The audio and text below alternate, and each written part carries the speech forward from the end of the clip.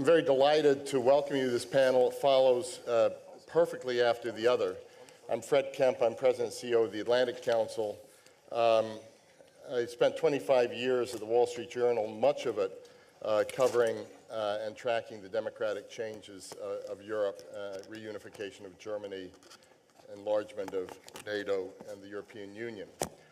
To have representatives of Georgia, Bosnia-Herzegovina, Macedonia sitting here before us leads perfectly into this panel. Bronislaw Geremek, who probably is the person who taught me most of what I know about democratic change, once said to me, the emergence of democracy as a universally accepted form of government is the most important development of our century. Then he said, but another lesson of the century is that democracy is by no means a process that goes from triumph to triumph. And that's what we're seeing today. I'm very delighted that we will have three panelists today, and then an honorary panelist in the front row of the, who I'll turn to after the panelists make their opening interventions. Tamika Tilleman, a senior advisor for civil society and emerging democracies at U.S. Department of State. Jerzy Pomjanovski, the executive director of the European and the new European Endowment for Democracy, and of course a longtime senior official of the Foreign Ministry working on these issues. I'm very happy that Steve Hadley, former National Security Advisor of President George W. Bush, longtime senior official of U.S. governments and also an executive director of the Atlantic Council Board, has joined us. And then I hope after we finish our first round that we can turn also to one of the people whose work in these fields I respect a huge amount, and that's the former Foreign Minister of Germany, Joschka Fischer, who will raise the first question and maybe respond a little bit to what he's heard up here. But let's get right into it. We're going to have a conversation. I think the Wroclaw Global Forum at its best is also a place that tries to get us into action, tell us what we ought to do. And of course, on this panel, it actually talks a lot about that, where it is the future of U.S.-European cooperation. What do we mean by that? What is the context for that? What are we up against? And so let me start with Tamika.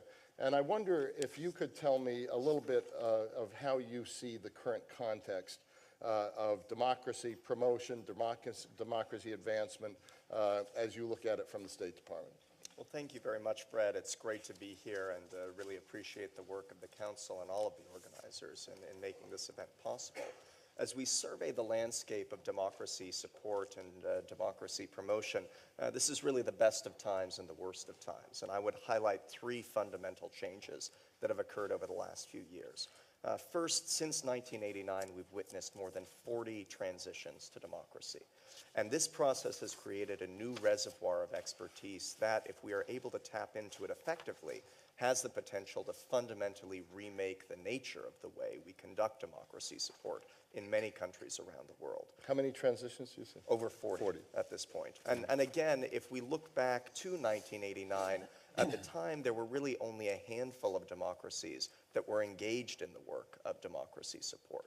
And that is changing very rapidly. Thanks to the leadership of countries like Poland, you see a new class of nations that are committed to these values and willing to work to advance them in other contexts around the world. And that's a very significant change.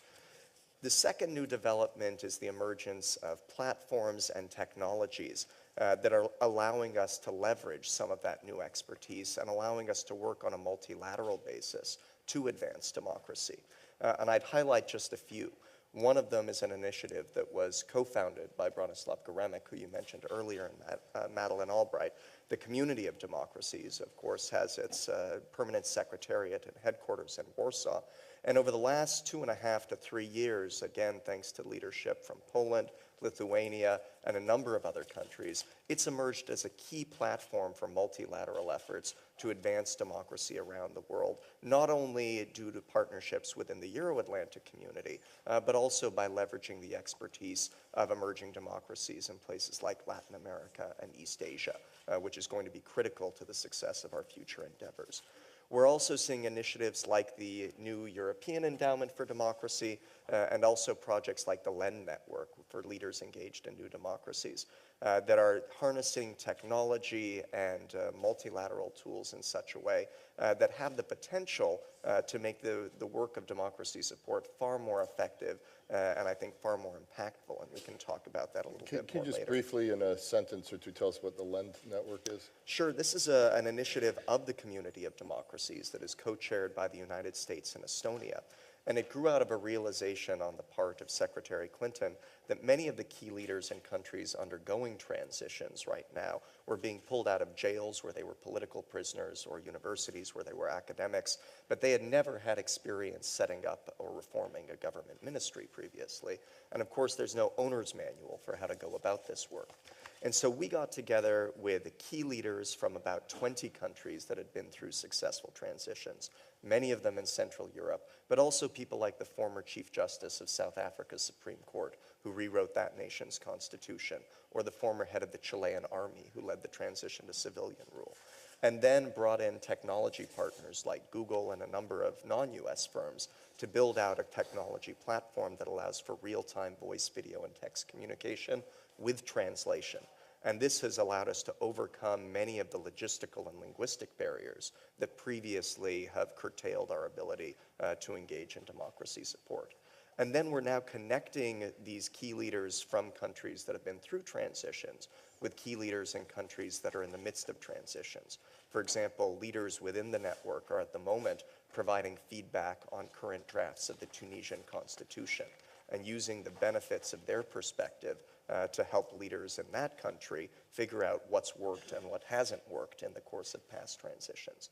And while, of course, there will never be an owner's manual for new democracies, we do see this as something resembling tech support for setting up a new democracy, and we hope that it's the beginning of a broader trend.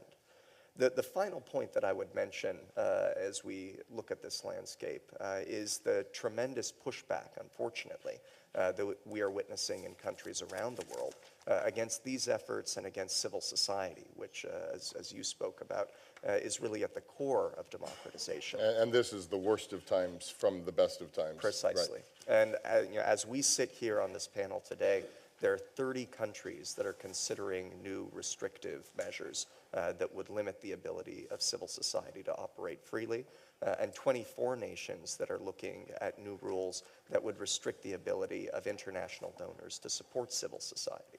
And this has the potential, unfortunately, to make all of these promising nascent efforts much more complicated in the future. And what we've seen, sadly, is that authoritarian and semi-authoritarian governments have gotten very good at exchanging worst practices, and democracies haven't always kept pace when it comes to the exchange of best practices. And we're going to have to get better at that going forward. Thank you, Tomika. Let me turn to Jerzy. I mean, for everyone in the audience, this is real time, and this is very current. If you just look at the news today, we have Iranian elections taking place today. You have demonstrators going back out on into Taksim Square in Turkey. What kind of response will the democratically elected government there take to this kind of situation? You have the situation in Syria where the U.S. is talking about now arming the opposition. So there are real situations that these gentlemen are dealing with even as we speak. Jerzy, I wonder if you could pick up from Tomika with really the same questions he's answering, but then also what can we do together as the U.S. and Europe, and what role will your new European Endowment for Democracy play in all of this? Thank you, Frederick. I'm extremely pleased to be here in Wroclaw and to talk a bit of first my future work, and secondly of what we have done with Tomika quite recently during last 2-3 years. I'm specifically referring to the formal dialogue that Poland and US established, a dialogue on democracy support between two governments. Actually, Poland is the only partner of US to have formalized this kind of dialogue. I think it is a very strong signal because if we look transatlantic dimension and the way Europe's dialogue with the United States, I think something is missing. And exactly this element is missing from the overall dialogue between Europe and America.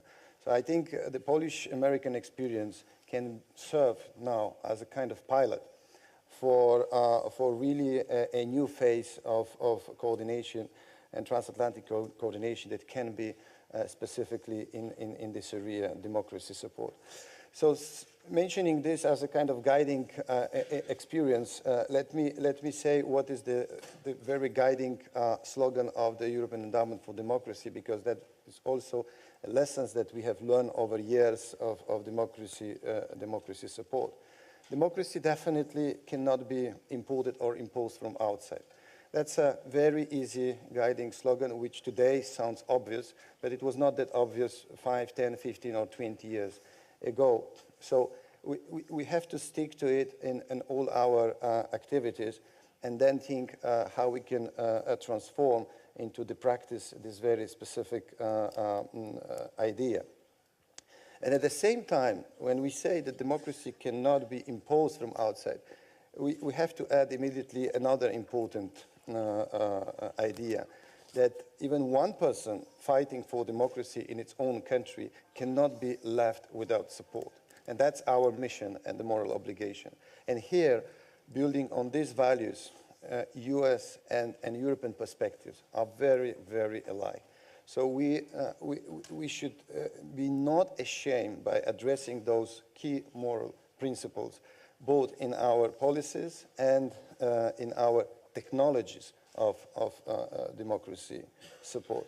So in this context, I believe we should also be very much aware what were the mistakes from the past and how we can be again entrapped with the similar policy issues nowadays. If we look into North Africa, newly born revolutions and the drive for democracy, for change, we have all the time a group of analysts, researchers, politicians that are trying to bring the very same old perspective, saying, look, we don't know what outcome we have out of those revolutions.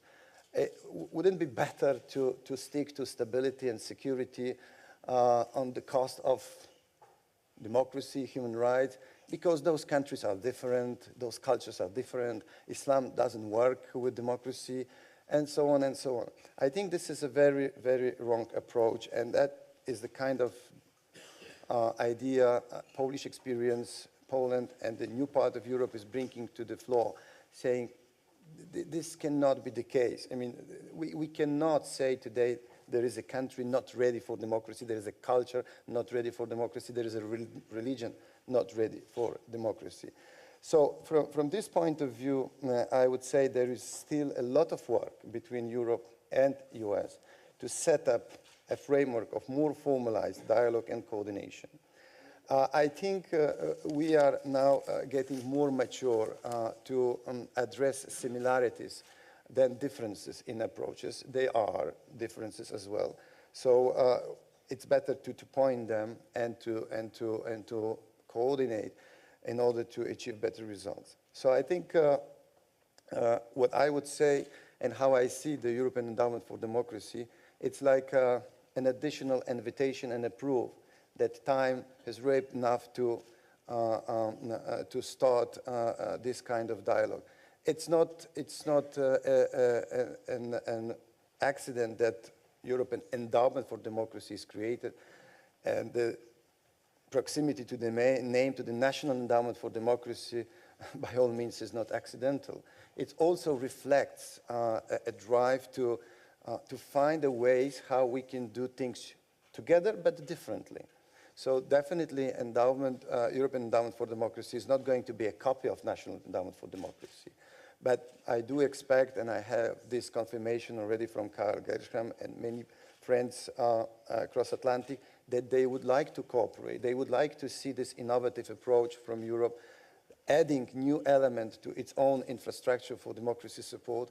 They would like to build on this and to find the ways that we can do things together and do things better. So that's the joint message. Now about more what's going on around us, especially in the region that endowment will operate. so Eastern Partnership and North Africa. Here, because the geographic mandate of the endowment is European neighborhood as it is defined by the European neighborhood policy, so 15 countries around Europe. Of course, the situation in each of them is different. We will differently act vis-à-vis our Belarusian friends. We will differently act vis-à-vis Ukraine, Moldova, or Georgia, and differently in Egypt, Tunis, Libya, or Algeria and Morocco. So, of course, taking all those contexts into account, first thing is that European Endowment for Democracy as multinational effort and NGO as a formal legal entity will not necessarily see the governments as a counterpart. We would rather talk directly to the society, to the civil society. We will deal directly with the civil society. And saying this, we should understand that in Europe, when we have this multinational joint effort as endowment is, not everybody shares a similar approach. If we look, for example, democracy support of the French system, France is number 20 if we look into ratio between overall development budget, development cooperation budget, and the democracy assistance. It's number 20 among donors. So it's a very low ratio. So one of the key European players like France attaches not much attention, or not enough, in my view, attention to the specifically dealing with NGO world, directly dealing with the society and supporting their own NGOs as well as NGOs in the country, beneficiary country, to create a better condition for the growth of democracy. So we of course, through a transatlantic dialogue, discuss now about the budget for defense. US criticizes many European countries for declining their defense spendings. But let's start to talk about budgets for democracy support as well in this context. And I would guess that France would be the first, a very good target for US administration to talk about this. So in a sense, there is a lot of issues of different nature. Actual coordination on the ground, what we did so successfully with US during our dialogue, when the dialogue between Poland and US produced concrete projects, but also concrete initiatives strengthening community of democracy. So many layers, many aspects, and we should see it in this way. And the same, we can build a dialogue between Europe and United States, larger scale, much more bigger agenda. But coming back to the countries of future support, I just want to share with you one of my recent experience visiting Cairo. As you know already, across the region, there is a very common statement you would find in every forest and in internet. Our revolution was kidnapped. Our revolution was stolen. Those young guys are saying throughout their social media communication systems and websites and on the streets as well. And we started to think, what does it mean? Who stolen? Who did it to them? And when I talked to them, I understood that initial understanding, some people were trying to say that the Muslim Brotherhood have stolen a revolution from the young people. No, it's not the content of the message. The content of the message is, we young people are not represented. We did revolutions. We did revolution in Egypt specifically, and now old guys from all parties are negotiating the deal. We are not there. And that's a very interesting situation. When you look now at the Egyptian situation from this point of view, you see this generational gap in leaders and elite, and then you look into the composition of NGOs and parties and administration, you would again see the very same division between youth and aged people. So that's a very strong driving factor that will lead us, that those revolutions will repeat and repeat. The young people will not give up, and they will ask for their place in a society. So today in Egypt, if we support NGOs, we support young people. And that is an extremely important element that should drive international actions vis-à-vis those societies in order to really address what is the core of their action, of their drive, and of their challenge today. I'm going to turn to Steve in just a second to put all this together with us and help us think through what this all means we ought to be doing now. But let me throw out one ticklish question for the two people here who actually have to deal with policy at the moment, you and the U.S. government, and you still, to a certain extent, the Polish government and now in your transition. From the previous panel, the elephant in the room is Russia. You talked about even 1% cannot be left without support. But you also said it cannot be imposed from outside. The U.S. has many things we need from Russia, Afghanistan, Iran, et cetera, et cetera. Poland does as well. How do you deal, how important is democratization of Russia, and what does the U.S. and EU do together in this sort of situation? Maybe, Tomika, you could start. And let's keep this brief so we can get to Steve very quickly, who I know would have thoughts on this as well. Well, we're obviously extremely concerned about the ongoing crackdown on civil society in Russia. It's unprecedented in both its scope and magnitude in contemporary history. And we remain firmly committed to supporting civil society in that country. How we are able to do that in the context of the new restrictions that are being put in place is still something that we and I think our European partners are in the course of determining. And I think that Mr. Pomianowski is absolutely right. There's a need for greater dialogue within the transatlantic community on how we can work to support advocates for democracy, not only in Russia, but in many other countries where these restrictions are being imposed. Any thoughts on that, Jerzy? Well, it's basically our joint concern. So in a sense, setting up a more formalized dialogue, especially as we understand how, I mean, everybody understands how Europe works. First, Europe's dialogue within itself, and then needs to dialogue with the partners outside of it, of Europe. And this process of dialogue is imminent, is a real process that builds Europe. So I think accepting a permanent partner for such a type of dialogue would only bring a good result. So that is something that, for me, is obvious for today. But it doesn't mean it is easy to set up, because still in Europe, you would find many people that will be not ready for the dialogue on democracy support with US, saying that US model is not a European model and blah, blah, blah. You will find a lot of this kind of issues. Plus, as Tomika touched issue and you about Russia, they are sensitive items on this agenda where Europe and America can have a different approach. So Steve, you've done a lot of work in this field. You've done a lot of thinking. Why don't you give us your views on, in a sort of general and principle-based way, but also how one would then exercise this in action? Well, you know, I think what's very interesting about this is the notion that there can and should be a dialogue between the United States and Europe on this subject, and what Poland and the United States is doing, I think, really points the way. So why hasn't that been the case? And I think actually the truth is democracy promotion has been a source of discord between the United States and Europe recently, and I think the explanation for that is clear. It has to do with Iraq and Afghanistan, and this notion that came in Europe that the United States was imposing democracy out of the barrel of the gun. Now, the truth is that the United States, with other countries, have changed regimes. We did it in Germany and Japan in World War II. We did it again in Afghanistan and Iraq. But the reason for that was always for national security concerns, not for democracy promotion. But having toppled regimes, the question always becomes, what do you owe to the people of those regimes?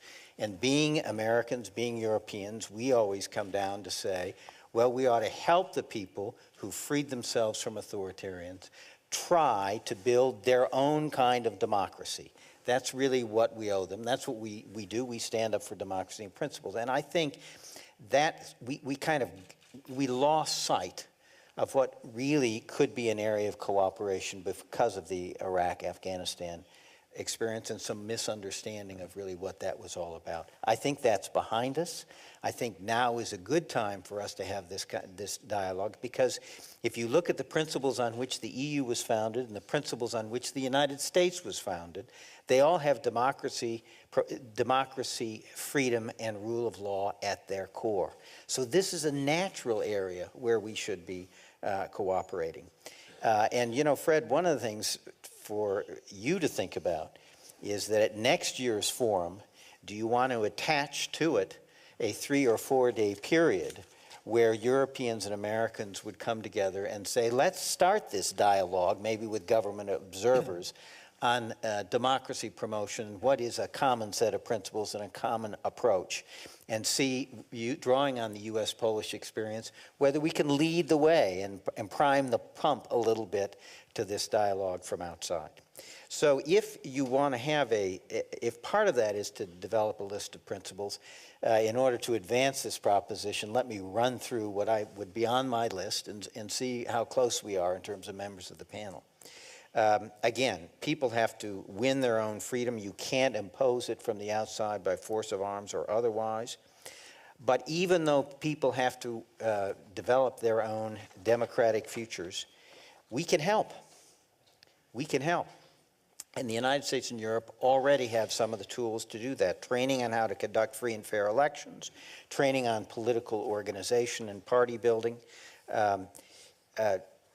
assisting in developing a civic education in democracy and free markets, assistance in building a civil society, which is a bedrock foundation for democracy and freedom, and then, as Tamika mentioned, building capacity in governments and societies so that they can provide security, economic prosperity, and services in a democratic framework. All important things, all things that we know how to do, but quite frankly, we don't do very well, because none of our societies have put the kind of resources in developing the civilian institutions that do these things that is justified by the need.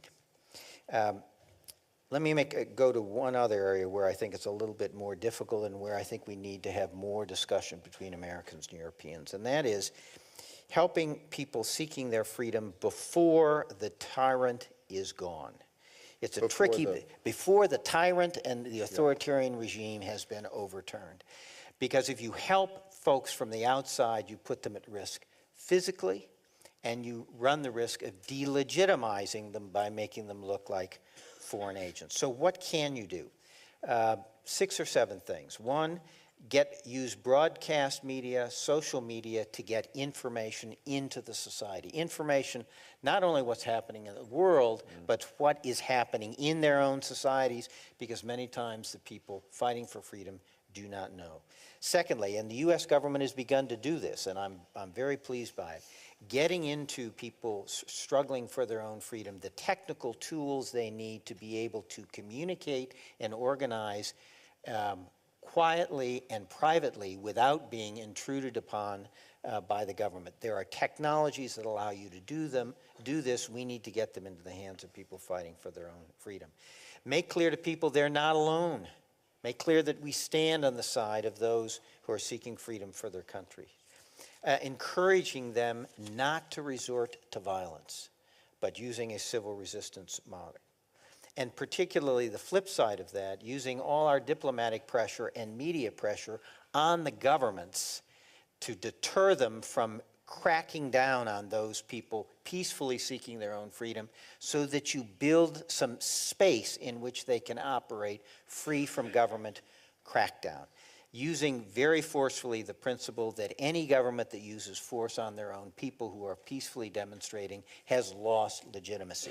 This is what many of us think we failed to do in 2009 in connection with the uprising in Iran. We need to not miss those opportunities in advance and in the future. And finally, get involved early. And this is the lesson from Syria. What we've seen is when these opposition movements start, they're usually, as Jerzy mentioned, led by the young and led by the Democrats. And they're usually peaceful initially. But the longer they go, the more likely they go to violence, and the more likely the Democrats get to be replaced by authoritarians and then extremists who use violence as a tool. And your chance for a democratic outcome is reduced. So if we're going to get involved early when it's the Democrats out front and there's an opportunity to do it peacefully. Three things to leave you with. We've got to be humble. We've got to recognize our influence is limited, our tools many times are inadequate, and we can only give people a start and assistance. They have to build their own democracy. We can't do it for them. And finally, we need to urge all of them to pay attention to the economics. A democracy that does not produce economic progress and a better life is ultimately going to be discredited among its own people, no matter how many free and fair elections they conduct. So do the politics, but by heaven's sakes, we've got to do the economics. Because democracy is not only responds to the aspirations of the human spirit for freedom, but it is also believed rightly as the kind of system that produces economic prosperity and a better life. And we've got to make clear that that's in fact what happens. I think that's a very important statement, and I think we'll make sure there'll be a transcript of this whole session on our website in time, and obviously this will be listed live like the other things that you can go back and look at. But just before I go to the audience for questions, do either one of you have an immediate response to these principles? Would you embrace what Steve Hadley just went through, or do you see issues in this that you would tweak or change or disagree with? Well, I would just add, I fully agree with Stephen. What I would do just for the methodological reason is just to divide a kind of set of principles for pre-democracy and the early consolidation of democracy tools and the best practices. Obviously, the early consolidation of democracy requires more work with the government, and the pre-democracy requires more work directly with the society. So that's the differentiating factor, which is very easy to be understood. And what you said about the mechanism, the instruments, the capacities that our societies must have also to take a part in this process. Because again, the second mistake we are committing is that the support for democracy we are sending from government, either to government or to the civil society. And here is again the second great issue and challenge. We need to make sure that in our own societies there are partners and institutions and the civil society organization that are able to carry the work directly. Of course, we do have already them. We do have in Poland, we do have them in United States, but that's another important capacity that needs to be well taken care. It cannot be done from the government level directly to the civil society in another country, because that's exactly the moment where those accusations comes, like you are imposing something on us. Jamaica. A few quick thoughts, and Steve gave us a lot of very good points to respond to. The first, just on his idea that we can help, I think it's critical for those in Europe and the United States to recognize that no nation in the history of our planet has ever gone through a transition to democracy purely on its own. And that goes for the United States as well. Jerzy said some perhaps not so kind things about France, but so I'll come to their defense. We wouldn't have made it to where we are today if they hadn't come to our side. Well, there were other European powers who were not so. Puławski and Kościuszko also played some role in this. Absolutely, absolutely. And so I think it's important for us to realize we are, as democracies, we are co-defined, and we all have a stake in each other's success. And this is something that we need to take very seriously, because whether we like it or not, we are all going to share in the results of this process. The other thing that I would mention briefly, just going back to Steve's last point on the critical nature of outcomes, is that in the past, I think we have occasionally focused too much simply on the processes of democracy, for example, elections. And elections are absolutely crucial. And yet at the same time, unless we are able to generate results that actually give people a feeling that democracy is worth sacrifice and worth fighting for, we're not going to see the long-term stability that we should as a result of these processes. And so we need to focus a lot more on the rule of law. We need to focus a lot more on institutional issues, not simply the choreography that goes along with carrying out free and fair elections every few years, although that's critical too. Thank you very much. Without leading us too far astray, I'm going to ask one short question, Steve, and then go to Joschka Fischer. Okay, so we didn't get in early with Syria. What do we do now? Well, that's a much longer and controversial conversation, but I would say that we are late, maybe almost too late. But the steps that the EU has done in terms of lifting the arms embargo so that there is an option of providing assistance to some of the more democratic opposition forces is a good first step. And there are press reports today that the administration has now taken a decision to work with groups like General Idris and provide them arms and assistance. And it's important because the battlefield is tipping, and it's tipping very much in favor of Assad. He's now thinking about trying to take on Aleppo, and if he were to take back Aleppo, it would be a huge defeat for the opposition. So what you've got to do, it would be good for this to end up with some kind of an agreement in which all elements of Syrian society agree to build a new Syria. That's a great outcome. But you won't get it if the situation on the ground is so asymmetrical as it is now. Because Assad thinks there's no reason to leave, since he's got support from the Iranians, the Russians, and Hezbollah, and he's winning.